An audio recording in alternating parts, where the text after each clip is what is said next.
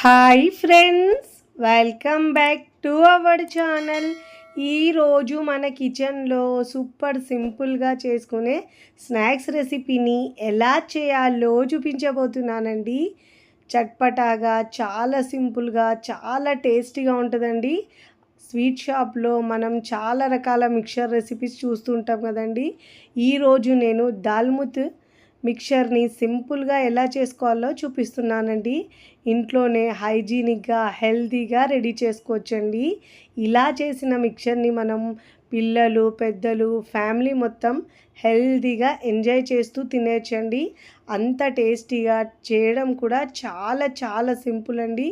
చాలా easy recipe కూడా. మరి ఇక ఏమాత్రం ఆలస్యం చేయకుండా స్వీట్ షాప్ స్టైల్లోన ఈ దాల్ముట్ని ఎలా చేయాలో చూద్దాం రండి. ముందుగా ఇక్కడ నేను పెద్ద మిక్సింగ్ బౌల్ తీసుకున్నానండి. దాంట్లో 1 kg మసూర్ దాల్ తీసుకున్నానండి. ఇలా నేను హోల్గా ఉండే పొట్టు ఉన్న మసూర్ దాల్ని తీసుకున్నానండి. నేను ఈ మసూర్ దాల్ని ఆన్లైన్లో ఆర్డర్ చేసుకున్నానండి. ఇలా రౌండ్గా పొట్టు ఉన్న పప్పును తీసుకున్నానండి. కేజీ పప్పు తీసుకున్నాను నేను. ఇప్పుడు దీన్ని ఒక 2 నుంచి 3 సార్లు బాగా శుభ్రంగా వాష్ చేసుకోవాలండి. ఇందులో కొంచెం పౌడర్ లాంటిది ఉంటుందండి, అందుకే ఒక 3-4 సార్లు ఎక్కువనే వాష్ చేసుకోవాలండి.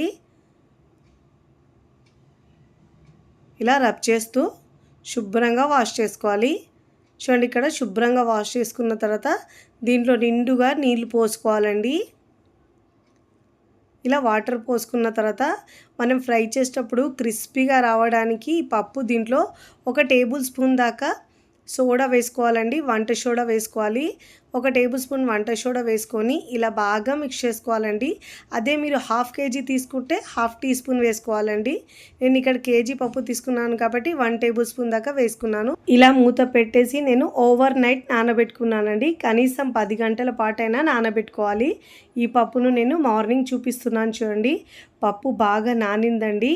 ఇప్పుడు ఈ పప్పును ఒక 3-4 సార్లు బాగా వాష్ చేసుకొని ఇలా స్టెయినర్లో వేసుకోవాలండి. ఇలా వడకట్టుకుంటే మనకు వాటర్ ఏమన్నా ఉంటే మొత్తం కిందికి వచ్చేస్తుందండి.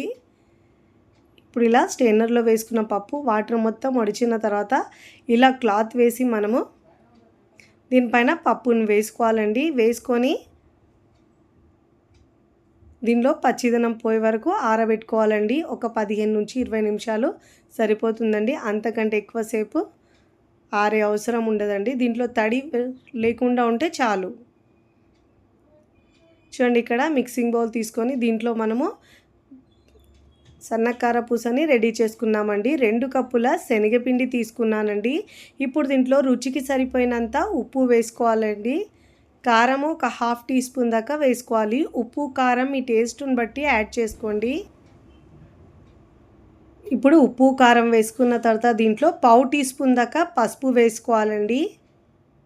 ఫస్ట్ టైం నా ఛానల్ చూస్తున్న వాళ్ళు ప్లీజ్ నా ఛానల్ని సబ్స్క్రైబ్ చేసుకోండి, లైక్ చేయండి, పక్కనున్న బెల్ ఐకాన్ని ప్రెస్ చేయండి.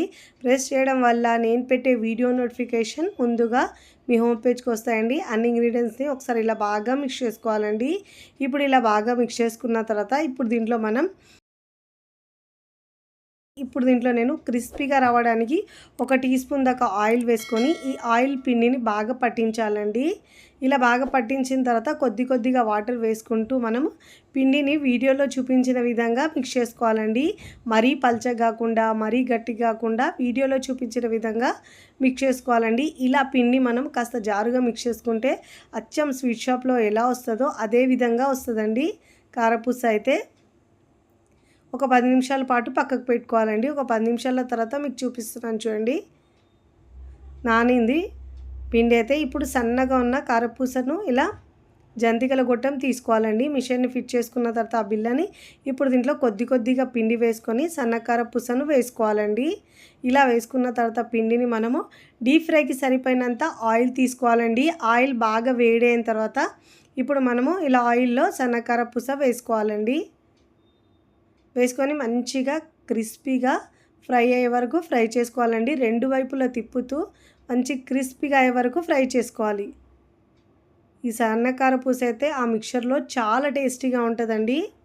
ఇలా ఒక వైపు ఫ్రై అయిన తర్వాత మరోవైపుకి టర్న్ చేసుకోవాలండి. మంచి క్రిస్పీగా ఫ్రై చేసుకోవాలి. చూడండి ఇలా క్రిస్పీగా ఫ్రై చేసుకొని ప్లేట్లోకి తీసుకోవాలి. ఇదే విధంగా మిగతా పిండితో 1 బై 1 కారపూసను వేసుకోవాలండి. ఆయిల్ని వేడి చేసుకున్న తర్వాత ఒకవైపు ఫ్రై అయిన తర్వాత మరోవైపు ఫ్రై చేసుకొని ప్లేట్లోకి తీసుకోవాలి. ఇక్కడ నేను సన్న కారపూస ఫ్రై చేసుకున్న తర్వాత చూడండి ఇలా ఆరబెట్టుకున్న పప్పును నేను బౌల్లోకి తీసుకున్నానండి. ఇలా చేతిలోకి తీసుకుంటే తడి తగిలేటట్టు ఉండొద్దు. చూడండి ఇప్పుడు డీప్ ఫ్రైకి బాగా వేడి చేసుకోవాలండి. ఆయిల్ ఎంత బాగా వేడి చేసుకుంటే మనకు అంత బాగా వస్తుంది. ఇప్పుడు దీంట్లో ఇలా స్టెయినర్ పెట్టుకోవాలండి. స్టెయినర్ పెట్టుకొని ఫ్రై చేసుకోవడం వల్ల మనకు పప్పు తీయడానికి అంత కష్టం ఉండదండి. పప్పు మనం తీస్తుంటే మాడిపోయినట్టు అవుతుంది. అందుకే ఇలా స్టెయినర్లో వేసుకొని మనం ఫ్రై చేసుకుంటే కరెక్ట్గా ఫ్రై అవుతుందండి.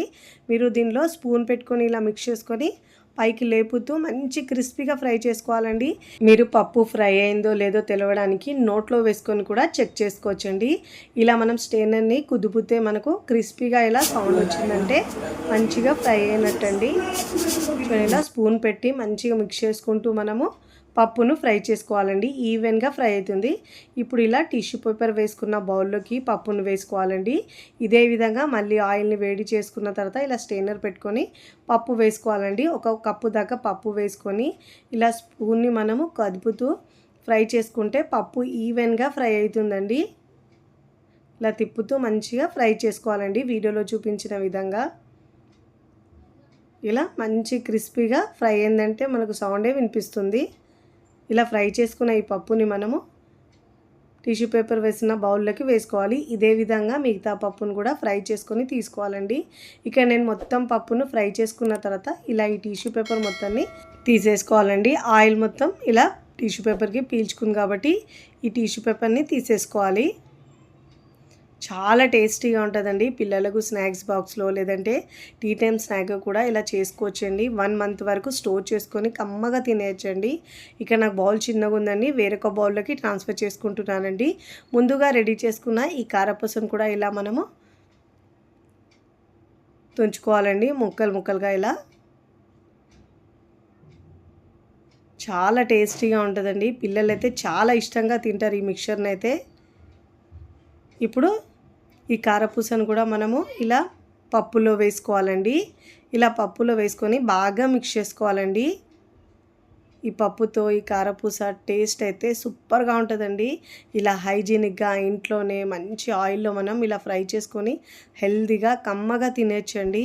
ఇప్పుడు దీంట్లో కొన్ని స్పైసెస్ని మనం యాడ్ చేసుకుంటే అచ్చం స్వీట్ షాప్లో ఎలా ఉంటుందో అదే విధంగా వస్తుందండి. 1 టీ స్పూన్ దాకా కారం వేసుకోవాలండి. రుచికి సరిపోయినంత ఉప్పు వేసుకోవాలి.